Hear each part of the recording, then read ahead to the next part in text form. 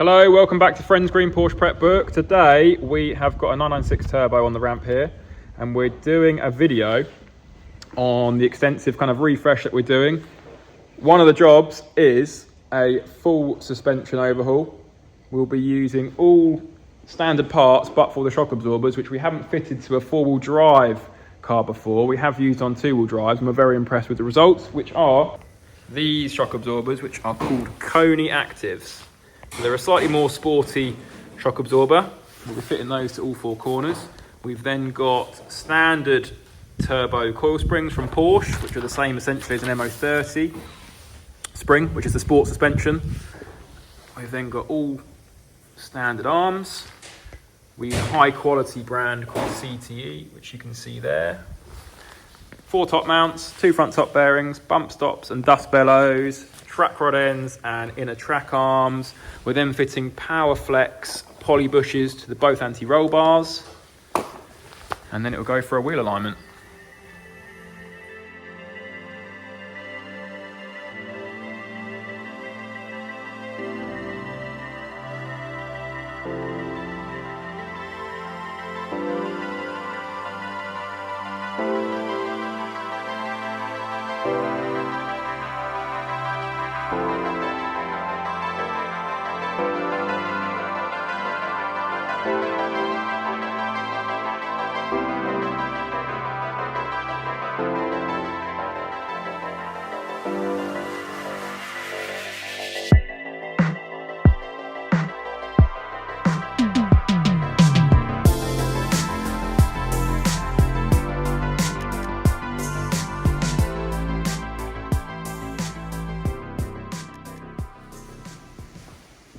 Okay, so it's lunchtime the next day.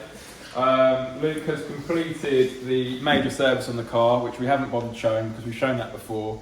If you go 3 or 4 episodes back, we did a 997 Gen 2 turbo and showed the difficulty getting to the spark plugs. Bumper has to be removed, intercoolers have to be removed, and it's still very awkward getting in there. That's all been done. Front of the car, we stripped down both suspension legs, got all the arms out of the way. We're also doing the 2 power steering pipes that are notorious for getting heavily corroded at this point here off the steering rack. Very, very crusty, and actually on this car, probably not far away from bursting and losing power steering. So look at that. So he's gonna have to now extract those 2 studs and replace those. So that's why the steering rack's down. As part of the suspension overhaul, you saw it's gonna get inner track arms and track rod ends. They look ancient and they're very, very sloppy in there. It'll be the same on the other side. And then we're getting new shock absorbers, springs, top mounts, arms, the whole lot. The steering rack will go back in, and then he'll probably, well, move on to the back suspension.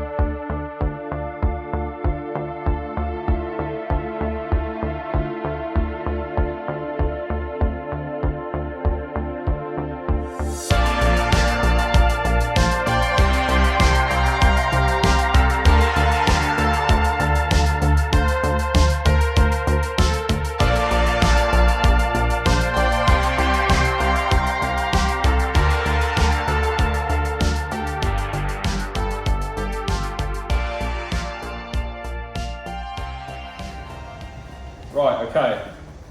The car is done. I'm going to quickly show you what was wrong with the suspension bits and pieces, what was worn.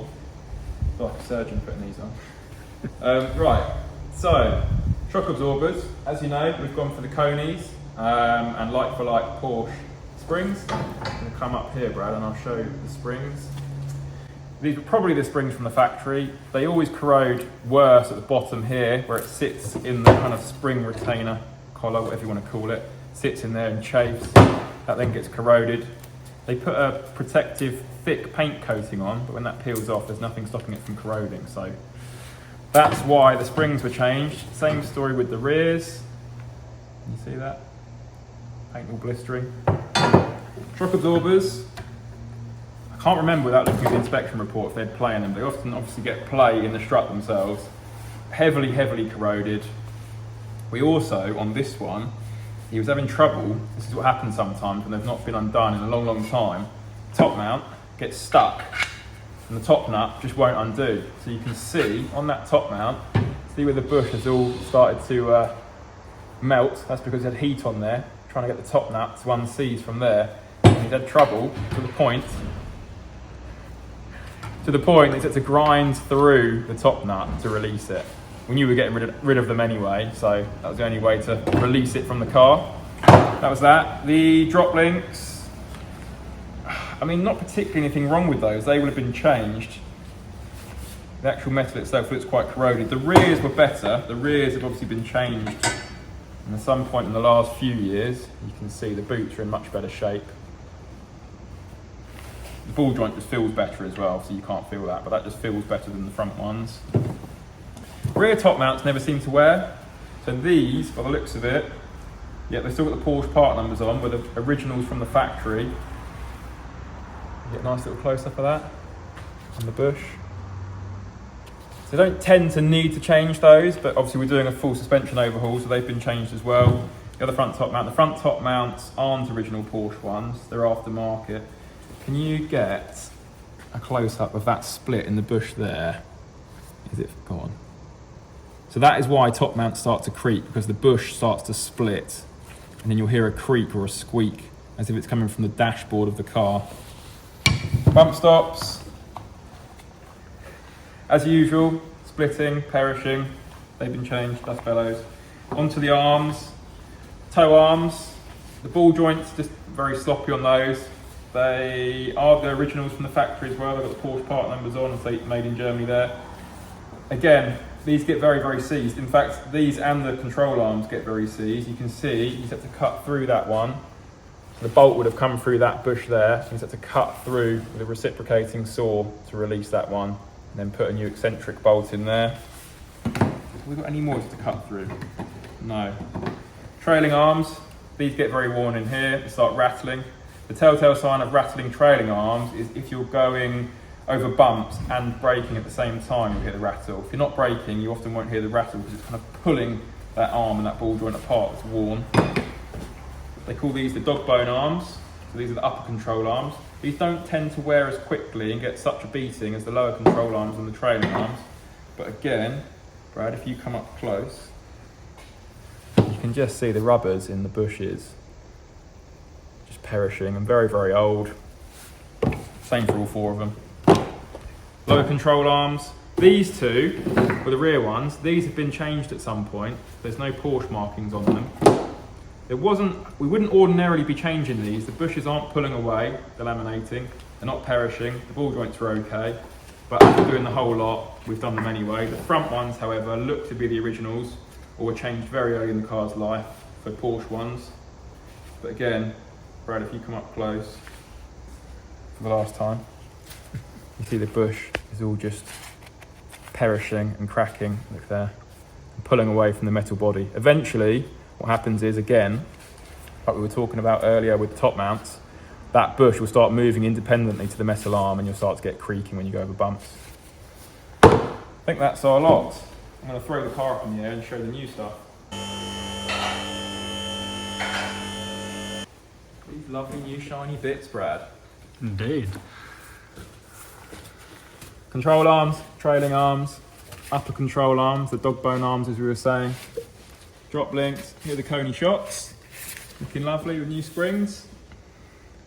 Oh yeah, we've got the Powerflex anti-roll bar bushes in. We'll see what they're like, and I'll give you my opinions on them when we go out on the road. Should we go to the front? There we go.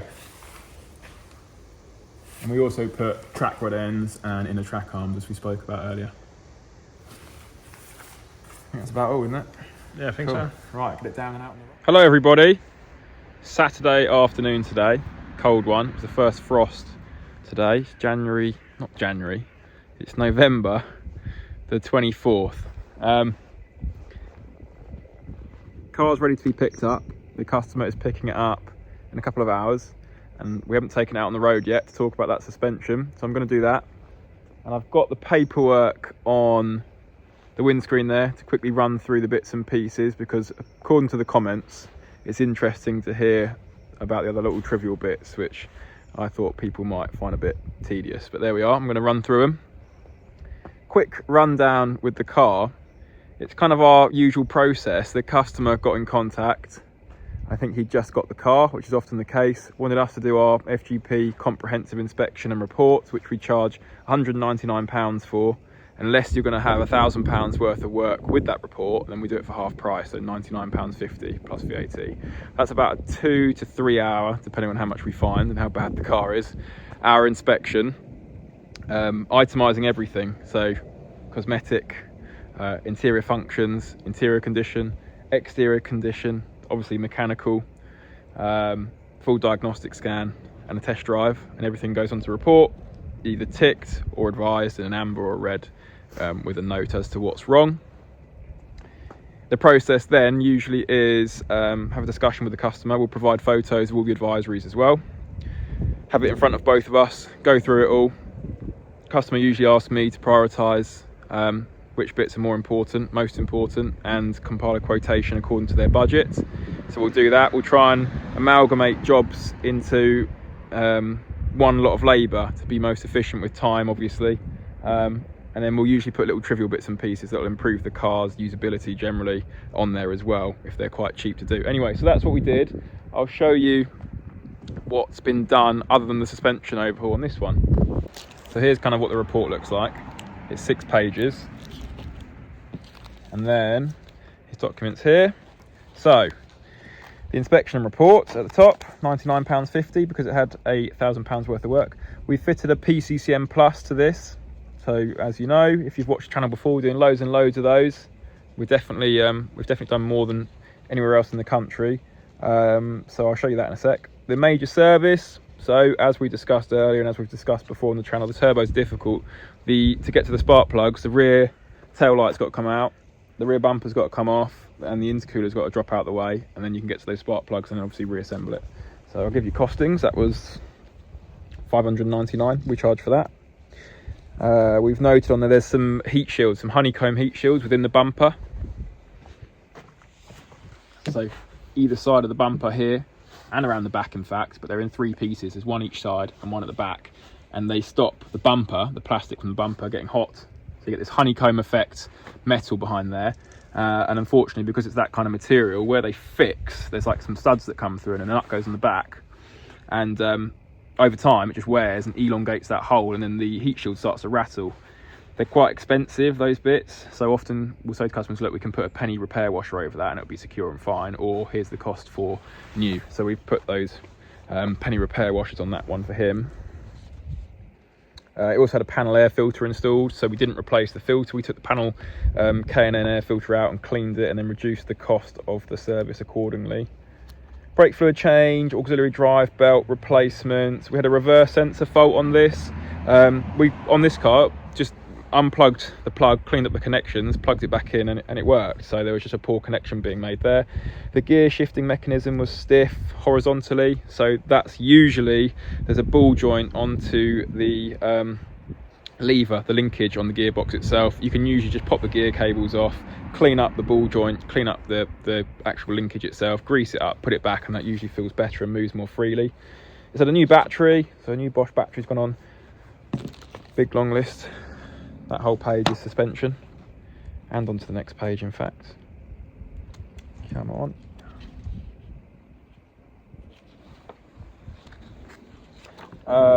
Four-wheel alignment, obviously, and then we had a coolant leak. So there's some over-engine aluminium coolant pipes, like you've seen us do loads of times on the channel on the 997s.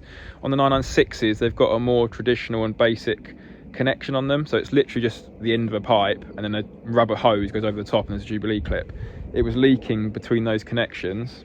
And what happens is the aluminium just starts to corrode, like on the 997s, but unlike the 997s, you can take the rubber hose off, clean up the aluminium pipe on the end where it started to corrode and it's not making a good seal, not making a nice mating surface.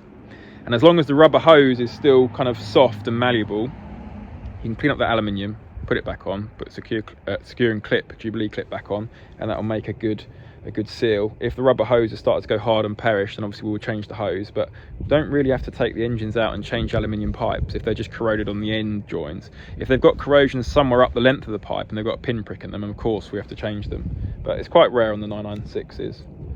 And then we've got a whole list of, like I was saying, the trivial bits, miscellaneous jobs. We've got renew the 2x rear indicator bulbs and, well, all the indicator bulbs, the front ones and the rear ones, not the side repeater ones, just because they were a bit white. We've adjusted the nozzles on the windscreen jets because they weren't pointing in the right direction. We've put some luggage compartment fixings in because the carpets were all loose because it was missing some fixings in there, and the little trim pieces that go along the latch cover on the bonnet that hold that tight and secure. We stock all these bits because they're always missing. Engine lid struts, because the engine lid was just falling back down because they were weak, as they always are. Engine compartment lights has been installed because that was missing. The under trays throughout, so we've got installed various missing / incorrect under tray fixings, arch liner fixings, front bumper fixings and rear bumper fixings. So someone's been under there and there was wood screws along the front bumper on the underside, so we just put, again, we stocked them all the Porsche fixings throughout. We removed both rear brake discs and the calipers to replace the backing shield. So there's a metal backing shield behind the discs on all four corners, and they were just missing on the rear. I think, no, one was badly broken where it mounts and one was missing. So yeah, we've replaced those for him. They're pretty cheap. I think they're about 25 quid each. Well, I can tell you they are £21.38 each. And I mean, we amalgamated those miscellaneous jobs into one job, but I think it was about, I don't know, 20 minutes aside, taking the brake disc and caliper off to replace those. That's it. Right, boring bit over. I'm going to go and drive it and talk about it. I'm having to put the camera on the floor because Ollie's stolen the tripod for the weekend. No apologies.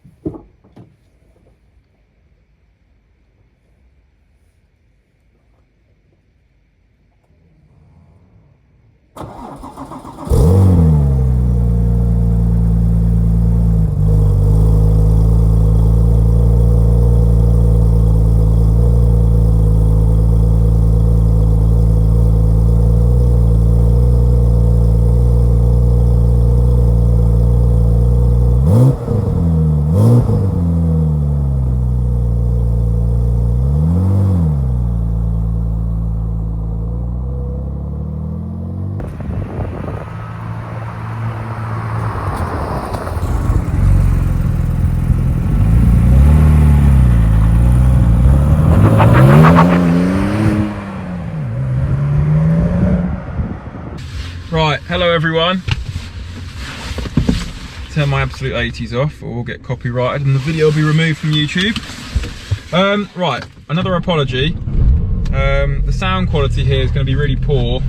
Anyway, let's go out in the car, have a little bit of a talk about it. Now, after, I reckon, a full suspension overhaul, personally, is my most satisfying job that we do to the cars, because they come in, they feel tired, they feel wandery and unassured and just not very sharp, and then you finish them and suddenly they feel like new, they feel razor sharp, they feel assured, all those sort of things that the kind of the 911's renowned for and the reason we love them.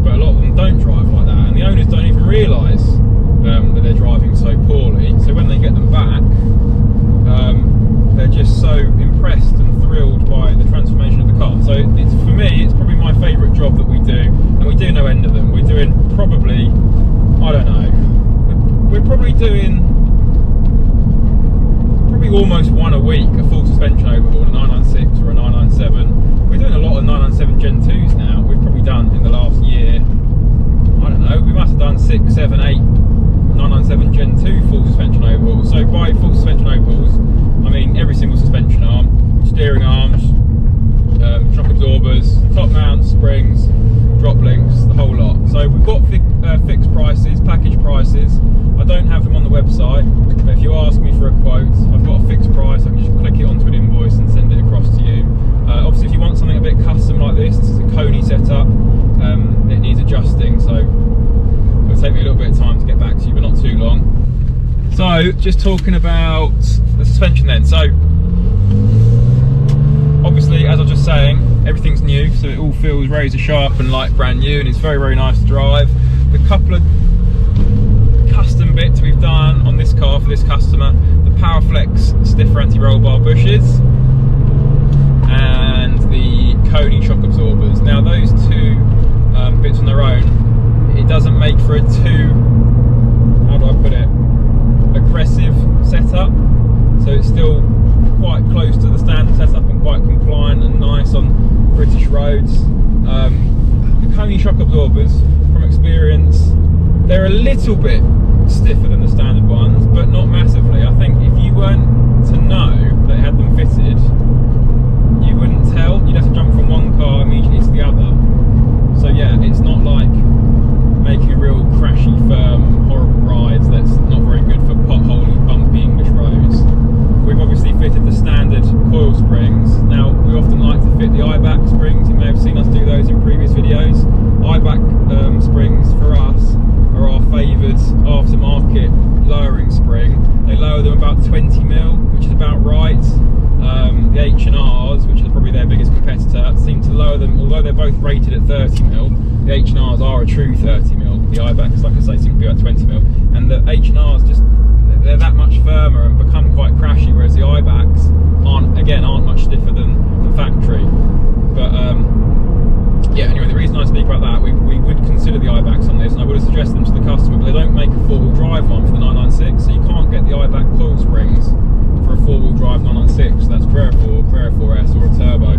Whereas you can get them for the two-wheel drive ones, and you can get them for the four-wheel drive 997s and the two-wheel drive 997s. So IBAC, if you're listening, can you please make a set of springs for the four-wheel drive 996s? But anyway, so the ride height is the same as factory now. We've used Porsche springs. I'm not going on a very exhilarating drive, to be honest, so I'm not going down any of the customary country roads that we usually drive down. I'll warm it up. We're nearly there now. We're nearly up to temperature. Little tip in a 996 to know your car's up to temperature. Don't just use the coolant temperature gauge, because that's already up to temperature at the moment. The oil will take longer to warm up than the coolant, and obviously we haven't got an oil temperature gauge in the 996.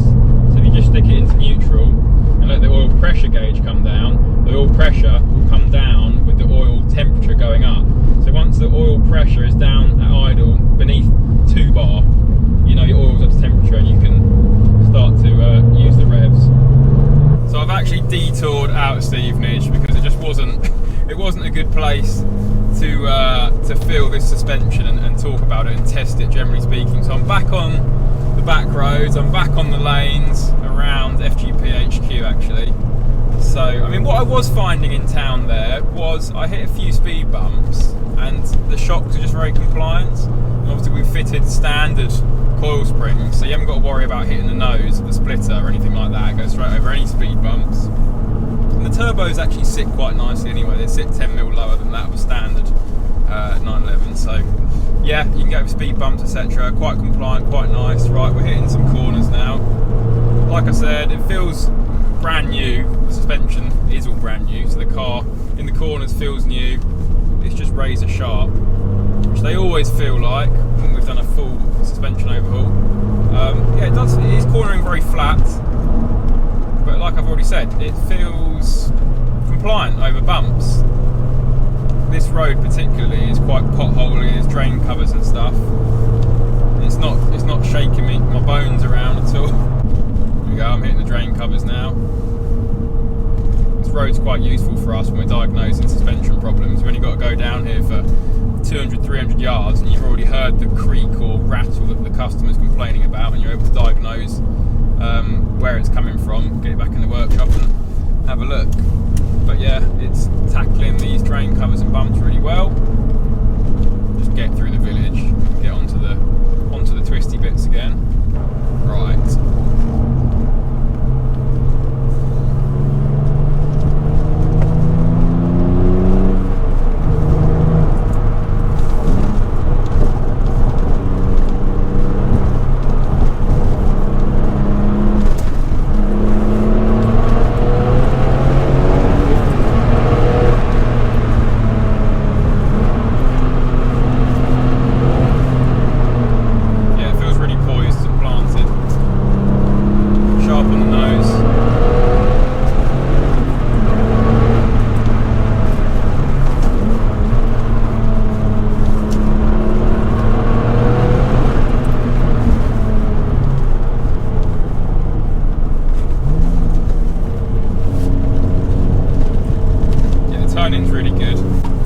It's not too dissimilar from just a brand new standard setup, to be honest. The conies are probably slightly more sporty, slightly firmer and flatter, but it's not compromising the ride at all, so you can happily use the car daily if you wanted to. And the anti-roll bar bushes, we've fitted those PowerFlex poly bushes to the anti-roll bars, front and rear. It doesn't stiffen the car up as much as doing the anti-roll bars themselves do. So when you do the actual anti-roll bars, you're making the chassis tauter and stiffer, and you can feel the weight difference in the steering itself because the chassis has not got the flex in it that it did. Whereas the bushes, it doesn't do that. So again, it just feels more like a factory setup. It is more like a factory setup. You've just got a bush that's not quite got the same give in it. So I don't really have an awful deal more to say about it, to be honest. I'm just going to be repeating myself. Car feels fantastic. I'm picking the customer up from the station now, so hopefully he's going to feel the same. I'm sure he will. If you're interested in having similar done to your car, get in touch. The website is www.friendsgreenporsche.com. You can email us at info@friendsgreenporsche.com. Follow us on social medias other than YouTube. So we've got Instagram at friendsgreenporsche, Facebook at friendsgreenporsche. Yeah, thank you very much for watching, and see you in the next video.